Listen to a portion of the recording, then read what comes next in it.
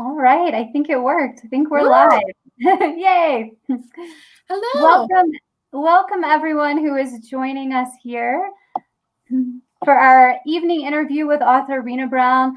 I'm Allison Cruz. I'm the manager of the Narrow Gauge Book Cooperative, and we're a little independent bookstore on the corner of State and Main in Alamosa, Colorado. And we have been so happy to carry Rina's book, both the Isle of the Dark and then the book that she's contributed to, the compilation of spooky stories. We'll talk about that one more too in just a little bit. So thank you all for being here. As I was telling Rina, this is my first time ever using this platform, so I'm very new at it. So forgive me if I make some mistakes or don't know exactly what I'm doing.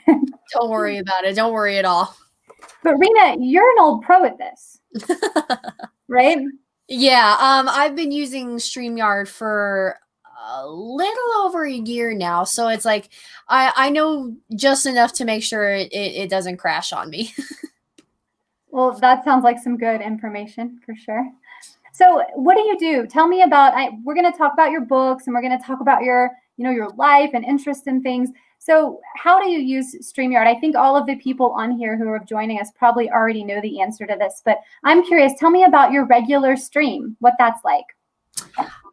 So I run a YouTube channel called I renamed it to Rina Brown Author now, but I also run a series on Life with Two YouTubers channel called the Isle of series, which was formatted to be based off my book. And I bring people on to be interviewed.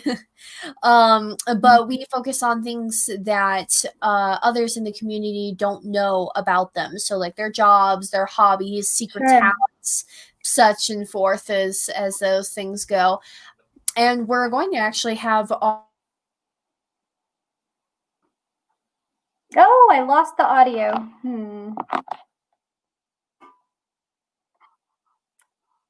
What happened? Of course something's going to go wrong for me already. Can you hear me? Yeah, I can. Oh. Okay, there we go. Testing. You're back. Okay. I don't know what was up with that. That was weird. That was weird. It might happen again. These things I think often happen with the internet fairies or whatever that's in there wreaking havoc on everything. So sometimes it's just as simple as a Wi-Fi glitch. Right. Or internet fairies, Rina. Yeah. Or trolls or goblins. I used to call them the computer goblins.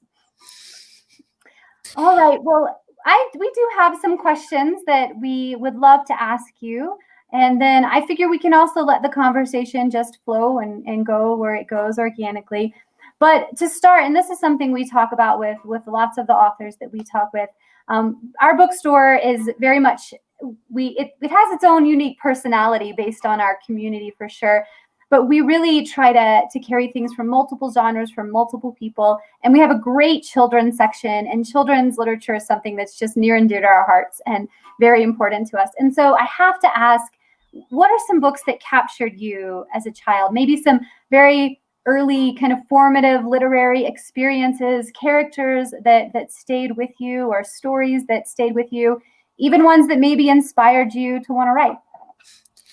Well, my parents started me out young. They would read to me every night as a child. I have a whole bookcase still full of old stories and the old books that they would read to me. But my first book that I had read independently and had gotten me really hooked on writing was actually Percy Jackson and the Lightning Thief. Oh. Well known, very popular, but I remember reading it. It was either for school or it was for outside of school, and it just captivated my interest. I love the characters. And then I remember reading the next two, and then I had moved forward. So in elementary school, that had prompted me then to read the Harry Potter books, of course, out of order, because that's seemingly how I roll. Okay. And from there, it just sparked my love of reading and writing, and going forth into middle school and into high school. I've read a lot of classics, and I've read a lot of Nora Roberts, and have just gone from there. I love that you said that about Percy Jackson, because that my son loved Percy Jackson. And Mm. I think really he was reading before that a little bit, but that series really got him going a bit stronger with reading. Yes. And then he just jumped straight into The Hobbit after that, which is a pretty big jump, but he was ready for The Hobbit after Percy Jackson, I guess. So that was great to hear. And then, of course, yeah, the Harry Potter stories. But I've never talked to anyone who read them out of order before. So that's something you do often? No, it was not intentional. Okay. I read the first 3 in order. So I mean, I was off to a good start. Uh-huh. But in elementary school, we had a book club. Our teachers, enforced a do-it-yourself book club for our 6th grade year. And me and my partner both really liked the Harry Potter books. We both had read the first few, but we hadn't gotten any further than like book 3 or 4. So he wanted to read more. And I was like, cool, let's do that. But he jumped all the way to book 7. And I was like, oh, well, I mean, I guess it's always good to know how it ends, but I think we're going to be missing a lot here. So we jumped all the way to book 7 and read book 7. And then we went back to 4 because like we both had mutually agreed we had read the first 3. So then we jumped back to 4 and then we got halfway through 5 and then we had kind of stopped there. So then a few years ago, I picked them back up because I'm like, okay, I'm going to finish them this time. Mm-hmm. And I had never touched 6. I didn't know how the original 6 went. So it was really cool just being able to read them all the way through. I probably bugged some of my teachers because I would just have my book and I would read all throughout 9th year. Yeah. Well, what about now? What is your reading life like now? How many books are on your, bedside table waiting to be read? And then what are the genres that those books are in? I will read just about anything. The only thing that I cannot read is horror related, which is funny because I wrote a spooky story. Yeah, you did. But I can't really read horror. I get nightmares. I can't watch horror either for the same reason. And I don't deal with suspense very well. I am the person who will read the last chapter of the book just to know how it ends. Because I am not a suspense person. I don't know why it bothers me so much, but I can't deal with not knowing. Yeah. So, but I read fantasy, I read romance, I read adventure. Nowadays, I try to read a lot more local authors. So my stack of to reads right now is all the local authors that I have been very fortunate enough to meet. I also still read I still read a lot of Nora Roberts. I just finished her book, The Witness, which I really, really thoroughly enjoyed. But yeah, that's my stack right now. Is I have like Isle of Winds by James Fay. I have Space Station Down by Doug. I'm missing his last name right now. Beeson. Oh. So Midnight at the Barclay Hotel by Flo Bradley. So I it's really intriguing for me to see what other authors have done and also just try and give them support because it's a very starving artist industry. Absolutely. And you know what that's like. So I think that's great. It's interesting. You were talking about the jumping ahead and reading the last chapter. I do like reading some suspenseful things, and I don't usually read too much ahead, but I'm reading Magic Lessons right now. Do you know Magic Lessons? It's the brand. Well, it's the prequel to Practical Magic. So it's the new Alice Hoffman book. And I am guilty of flipping through the next pages just to make sure a certain name was still in the book. Right. Because if it wasn't, I just wasn't sure I could continue. Right. Losing your favorite character. Yeah. So I do that sometimes too. Well, so I'm sure that all reading so many different genres and diverse genres is so just nourishing for you as a writer and just gives you so many different sort of places and worlds to draw from, really. And I'm curious about, of course, we have to talk a little bit about the IO book. And I think my first question really was, did you set out to write a book and then sort of create it all as you went? Or were these characters, the storyline, was it in your head already before you decided to write it? That, you know what I'm asking? Yes. Yes, it was all in my head before, and it wasn't actually supposed to turn out to be a novel. It was just supposed to be a short story for fun. Sure. So, but as I got into it, I suddenly was adding just more, and more. Mhm. And it turns the original Beast was almost 500 pages long. And Wow.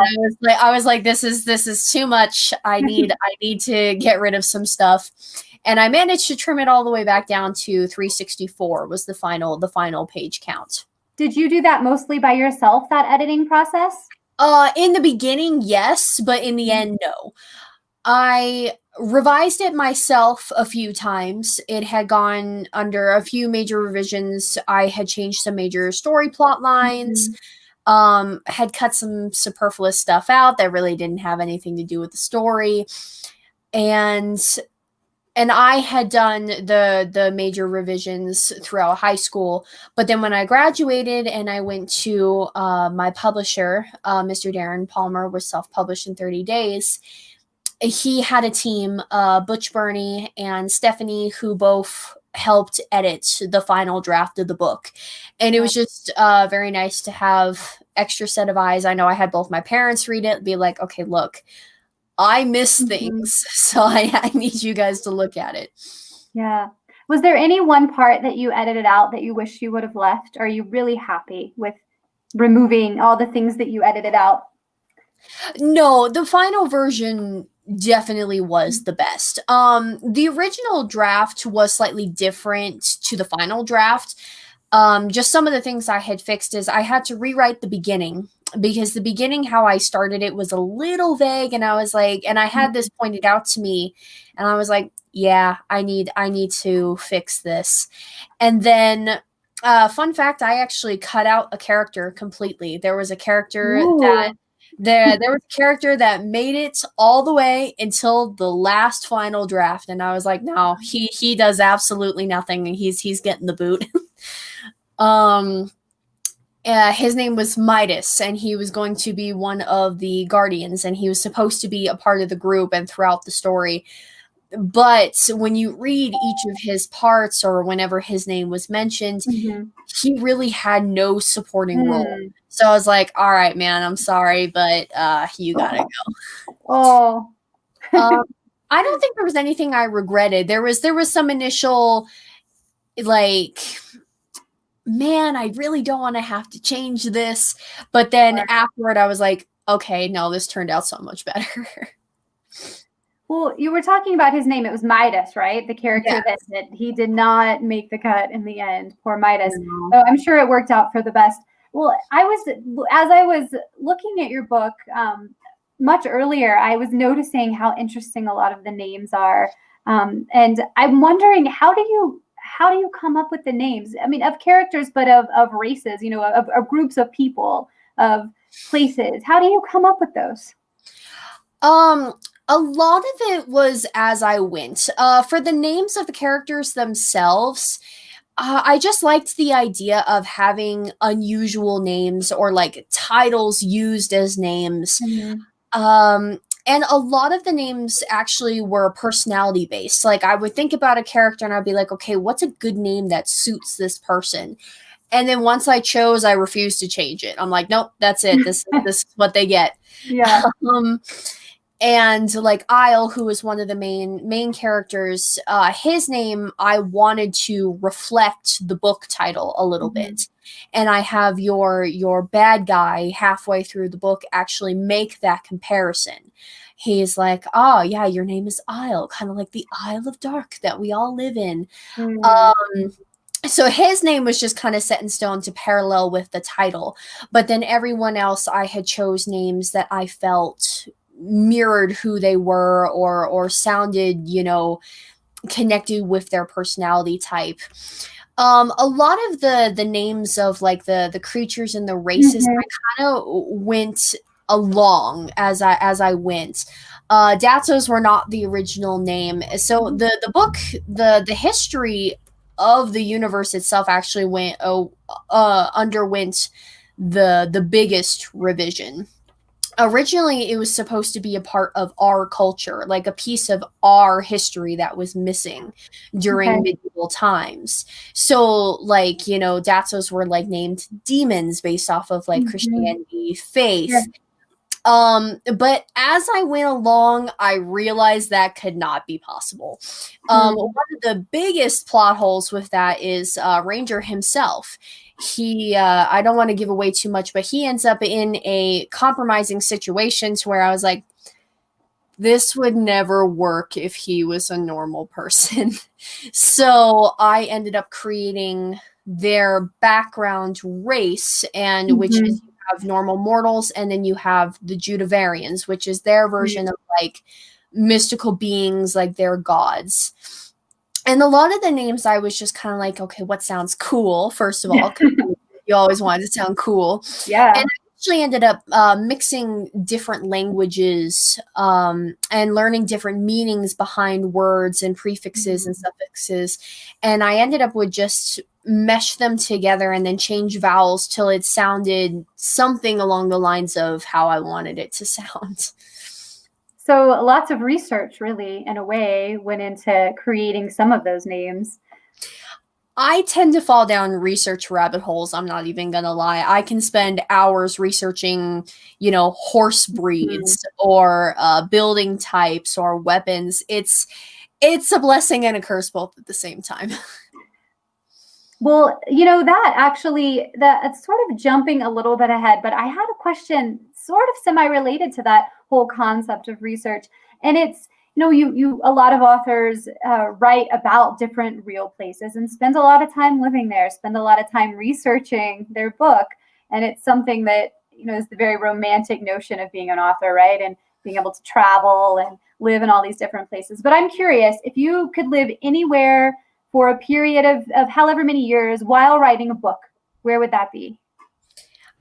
It would probably be somewhere like in Alaska or Canada, high up in the mountains. Maybe just moving deeper into the Rocky Mountains here in Colorado. Yeah. But I love sprawling forests, and I love the idea of just being bundled up in like a lodge house, cat in the lap, warm drink, and just the computer.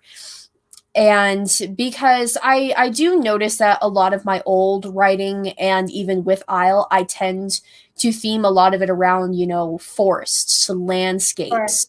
I have a lot of outdoorsy settings. And I feel like being able to live in a forest, it just draws the best inspiration. It's just calming and it's peaceful and it's quiet. Definitely. Well, in terms of creating your space for your process of writing, you mentioned the cozy cat and the lap and the warmth. What else do you need to create that space? Like maybe is there a favorite drink, a favorite snack? What does Rina need to set the mood for the magic to happen? Well, spoiler alert, I am not a coffee person, so it wouldn't be coffee. It would probably as unhealthy, hot chocolate on a cold morning. I'm not sure what else, honestly. I do need to take breaks when I am writing. I'll just need to sit back for 5 minutes and go, okay, I need to think. So probably during that time I would get up and make food or such. But I think honestly it would just be having a quiet space that is decorated to theme kind of it's just kind of to my liking. It would just be my calm place. You know, I like fairy lights. Like I love fairy lights. Me too. Plants, my pretty plants. Yep. But just kind of like a nook somewhere just to tuck away and not be distracted. And just let kind of whatever that day's theme is flow. There's some fun comments. I'm kind of trying to look at the comments a little bit as we're talking about where other people, I'm guessing, would like to go to write a book. And I saw Ireland and Iceland. Those would have been two of my top two for sure. Ireland is mine as well, yes. Iceland, Norway, kind of that. I feel like that could be an amazing place to write a book. Maybe I could write a book if I went there. Who knows? So what about, so that's the good cozy stuff. What is the hardest part for you about the artistic process? There's two things primarily. Follow through is definitely one of them. I always know how I want the story to begin, and I always know how I want the story to end. But I always have trouble getting from point A to point B. So I will try and develop the story as I go, and then just kind of hit a wall and I'll drop it. But thankfully with Isle, that wasn't the case. With Isle, I knew exactly where I wanted to go with it, and it all just fell into place. My second issue, which I had briefly touched on earlier, was editing. Right. For whatever reason, I am not an editor. I cannot catch things at all. You know, I'm writing and I don't realize that a sentence sounds weird, or I miss a weird punctuation. I am married to semicolons. I'm not exactly sure why. That's great. But it's just kind of stuff like that. I'm not very good at catching things. And I will even go back through and I will reread 6 more times and I will still miss things. So I always need a second pair of eyes to be able to help me and to see what I missed. Yeah, I feels like that's a pretty common thing for people who are artistic and for people who are writers, especially to need. I remember reading, have you read Big Magic? It's Elizabeth Gilbert's book on creativity. I don't think I've read it, but I've heard of it.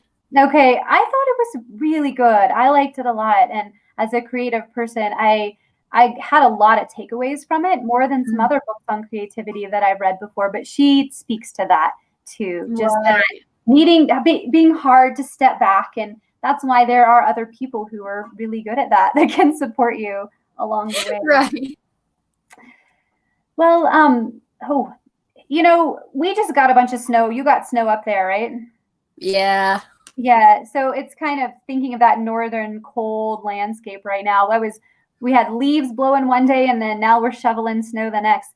Is there do you have a favorite season to write in? Is there one season that you're more productive in than the others?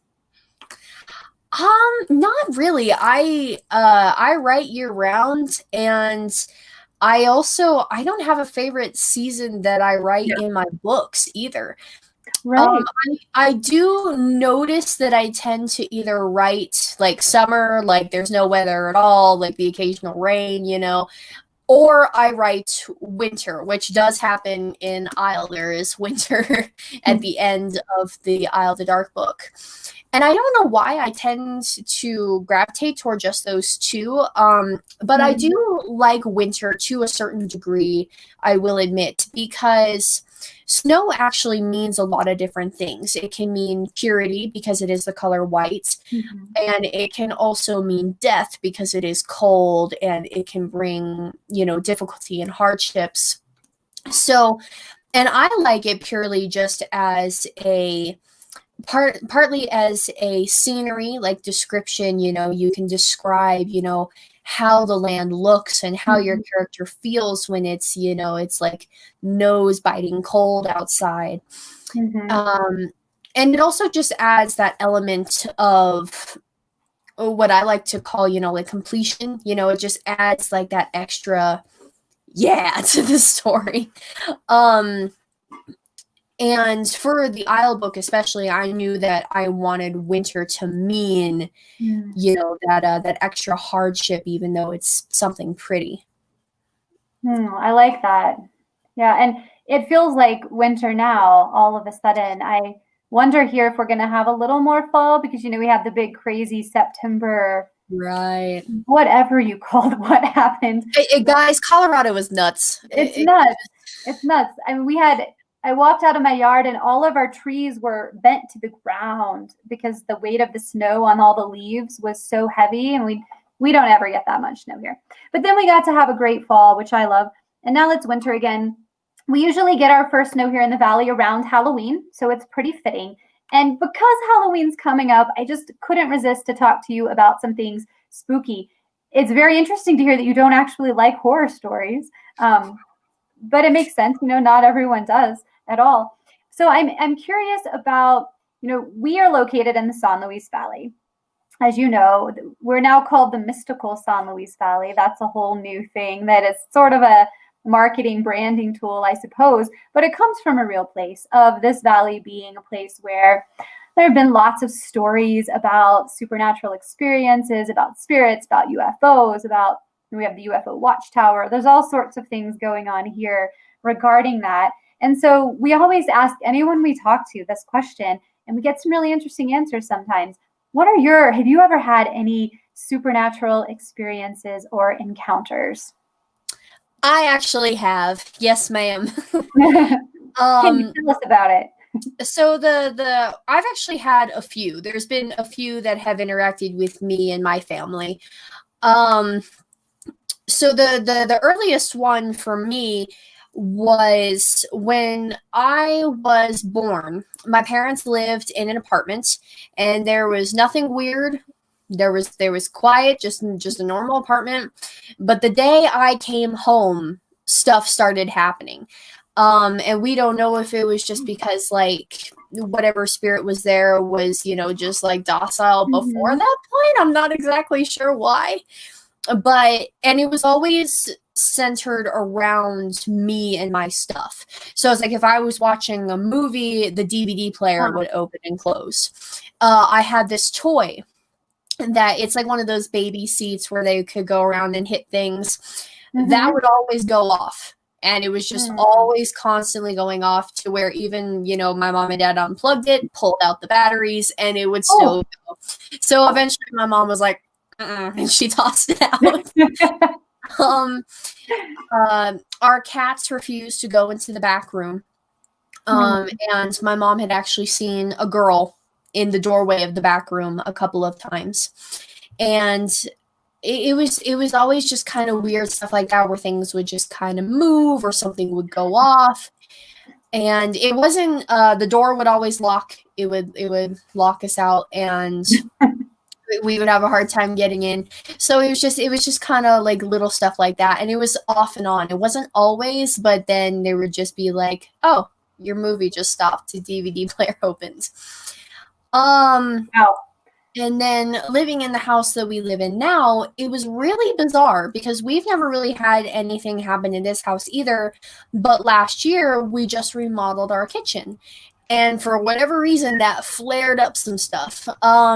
So when we ripped out the kitchen and put in a new one, my mom saw a boy in the reflection of the glass. And I have a younger brother, and she thought it was him. So because she sees him walk in, and apparently he looked like my brother, and she started talking, and he didn't answer her. So she turned around, and there was no one there. And she was like, well, wait a minute, I just saw him walk in. And so she goes out into the hallway and she calls up the stairs, where'd you go? And he's like, what do you mean? And he comes down the stairs in a completely different outfit than the boy that she saw walk into the kitchen. Wow. And then me and my brother both had an experience, I think with the same boy, because we share a room. And we had this toy that was sitting on our shelf, and it's touch activated. You have to press like a button to get it to go.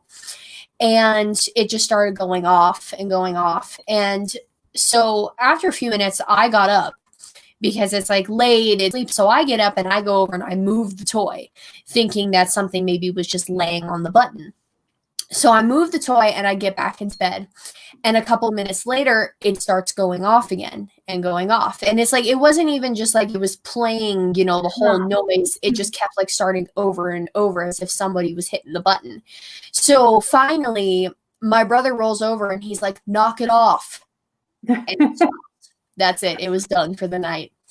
Oh, wow. So it's just kind of crazy stuff like that where, you hear things or, something's just slightly weird and you're like, I don't know if I want to believe that or not. And so this was two different houses. It wasn't all in one house. Most of it was in one house. Two different houses, yes. Yeah. Wow. Anything more recent from more recent years that may have happened? No, not really. The last thing for me was the toy repeatedly playing. Yeah. Um, my brother seems to be a lot more in tune with a lot of that. He's like, Mhm. yeah, I had a door close. The cat refused to come into the room. I think one that he had recently was he was walking up the stairs, and all of our like animals, like a few of our animals, were laying on the couch, and he just kind of got this feeling like, like it just kind of like uneasy, like Sure. he wasn't alone. And Mhm. he starts going up the stairs, and then suddenly all of the animals look up the stairs ahead of him. And he's just kind of like, okay. So he gets all the way up the stairs, and then he turns around and he saw a shadow move into our parents' room. So he definitely is a lot more in tune, but I have had, like the toy was going off for the both of us. We have both had technology issues sometimes, that kind of stuff. Mhm. Oh, thanks for sharing those stories. There's some good ones there. Have Absolutely. you written down any of those stories? I haven't actually, but I remember them all. Well, because you have written a very spooky story for the book. I'm trying to Tales of the Weird and Strange, right? Right. So that was a compilation project, and you contributed a story about a spirit, a ghost of the Red Rocks Amphitheater. Now, I looked at this story in the store after you told me that and found it and read it. I didn't even know there was a legend of a ghost of Red. This was the first time I'd even heard of it. So I'm really curious about kind of the history of this legend of I don't know if you call her, well, her name, Old Miss Johnson. Old Miss Johnson, that's the only name I know her by. Okay, Yeah. Old Miss Johnson. And I'm curious about what the legend there is, and the story, and then how you took that and then created this fantastic story for the book. So there's actually two legends that surround her name. Okay. And what I had tried to do is for my version of the story, I tried to combine the two. So the two legends that surround her, one is she was a mother and she had a couple daughters, and she didn't want them to leave her. She didn't want them to get married. So she would put a cloak over her head and she would carry an axe, and she'd walk around outside and scare off Uh, suitors that were coming to see her mhm. daughters. So that was the first one, and that's the one where you see her with the axe. The second one is that she was already kind of nuts. She was not exactly right in the head. And she lived with her husband in a residence on the Red Rocks property. Her husband died, and she had no real way to support herself from there. So she kind of turned hermit and she moved up into the Red Rocks themselves, and she lived up there with what little possessions she had left. Okay. Then she would come down and she'd actually attack people who were Of course. hiking and checking, yeah, and were checking out the Red Rocks. And the police were supposedly called on her a few times, but every time that they arrived, she had left. She was gone. So, so I had tried to mesh the two legends together. And so in the story, you have a couple, and the male partner of the couple is kind of rude, very pushy, and he doesn't treat his female partner very well. So, and then that insinuates her wrath of wanting to protect her daughters. And then through dialogue, I had incorporated the other legend of how she was supposedly someone who lived there about 50 years before the amphitheater was built. And I tried to combine the two to be able to uphold both sides of the legend for her character. That's great to hear. That I love the way you did it. I think you did it well, and then you kind of created, this other sort of this whole thing that is now unique to you, right? With the actual story that happened. I don't want to say too much about it because Yeah, no, I'm like, how do I explain this without like I know revealing it? if you haven't read it, you should definitely check it out. I mean, it's a short story, and I did look through a little bit of the book. We have the books on our display right now for Halloween, along with the fun book, the compilation or the activity book that comes along with it, with the crosswords and word searches and all of that. So I think it was a fun project. Was that a fun thing to collaborate on?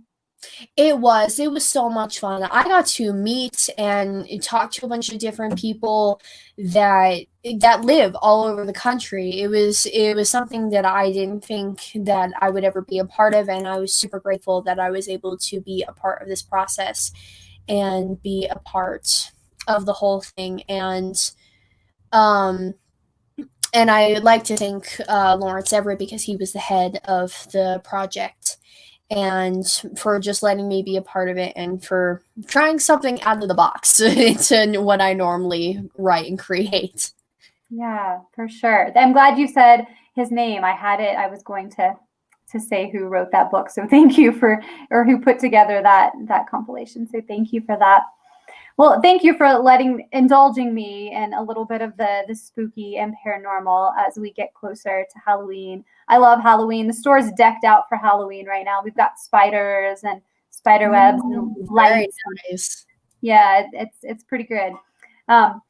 So, we're kind of wrapping up here a little bit with the questions that I had planned, but I am very curious about what's next. What's in the works for you? Anything that you can give us hints about or talk about? Do you have a current project that's in your mind or that you're actually actively working on right now?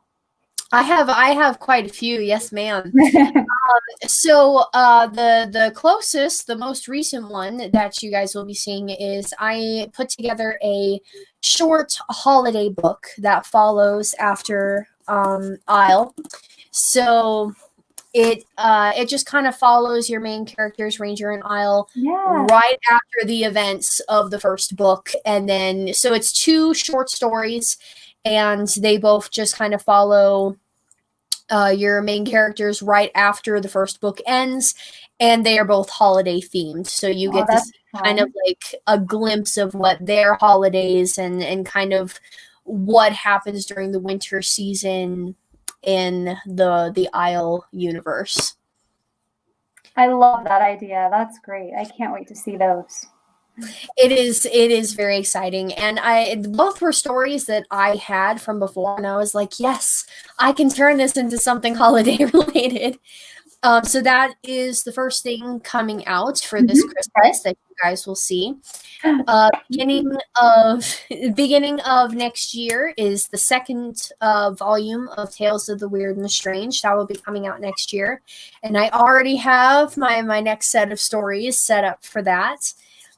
And more spooky things for the girl who doesn't like spooky things.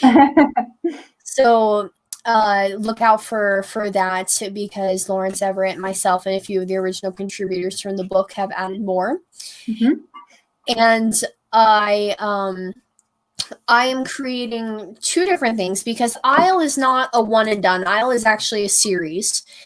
There is 4 books that follow Ranger and Isle's story, and then there could potentially, depending on how well the books do, there could be a second series that follows the next generation and such. So that is a work in progress, just working on the second book there.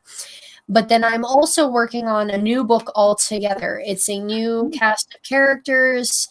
It's a modern setting, but it is still like sci-fi fantasy, and that I am hoping should come out next year. And it is called Sinner, just for everybody who knows the title.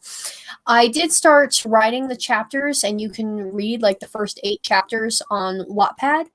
But I am finishing the book first, and I'm going to turn it into a manuscript to hopefully turn into an actual book. So that is all the upcoming stuff so far, and then just hopefully more projects in the future. That Well, that is a lot of upcoming stuff. That's a lot of projects you have going on at the same time. And you answered one of my questions, which was, are there going to be more Isle books? I kind of thought that there were. I just had that feeling, but didn't know for sure. So you've confirmed that for me, which is great. Well, we are so happy to be able to have them in our store and to be able to talk about them with customers. And now I feel like I have even a little bit more information that I can share with people. There's an English teacher from Crestone who came down and was just looking for something interesting and different. And I pointed her to your book, and she bought it and was really excited to read something by a young author in that genre, and was excited to be able to share it with her students as well. And so, yeah. So I think, even if we're not selling a lot of copies in our little store in Alamosa of any book at all, I still think, it's you doing this has got to be inspiring other people who love to read the genre, but also who maybe want to write their own works and see, oh, she self-published this, I could self-publish my book. And so I'm hoping that you're also able to, by having it, that there's some young writers in our valley that could also benefit from your process. And, absolutely. Yeah. Because it is taking the leap of faith, just not being afraid to try it, because like I said before, this wasn't even supposed to be a full novel. It was just supposed to be a short story. And then once I completed it, I was like, well, maybe I can actually do something with this. And then it went the step further by reaching out to my publisher. And it really is just, don't be afraid to try it, because you never know, what can come out of it. Oh. Well, I hope that one of these days we're able to have you in to do a reading, and maybe to meet with some people who have read your book in our little town. I think that everyone would love that. And hopefully we will make that. That will happen. Yes, I'm like, yes, we need to plan this now. That will happen one day. And but I really appreciate you taking this evening and this time to chat with me and to answer these questions and tell us a little bit more about your process and your work and who you are as a person and an author. Absolutely. Thank you so much for having me. This was a lot of fun. It was a lot of fun. It was. These are all great things to talk. It's the easiest conversation to have, right? Maybe not always, but you're talking about art and literature and characters and stories and spooky and supernatural. Oh, yes. It's always a good time. Well, thank you everyone for joining us. Yeah, thank you everybody. You have quite the crew, I think. I have a lot of supporters, and I'm very, very thankful for everybody who is willing to support me and who has continued to support me over the course of not only my YouTube series, but also publishing my book. And the YouTube series was honestly to help me get better with public speaking, because I'm actually very shy and I don't talk to people well. So kind of creating my own interview show was to be like, okay, this is how you talk to people. This is how, you come up with things on the fly. And so having a following and people who have, been there since the beginning and have been supportive, it means a lot. So thank you everybody who came. Thank you so much for having me tonight. I really appreciate it. Oh, cat's back. Oh, the cat. That's perfect. It's perfect timing for the cat. And by the way, I would never have guessed that you were shy and, weren't used to speaking to people. I would have never guessed that at all. So, thank you. Yeah. Thank you, Rina. Thank you, everyone, for joining us. And I'm hoping a lot of people who weren't able to join us tonight, I'm going to post this link on Facebook again, on our Facebook page and on our Instagram page. So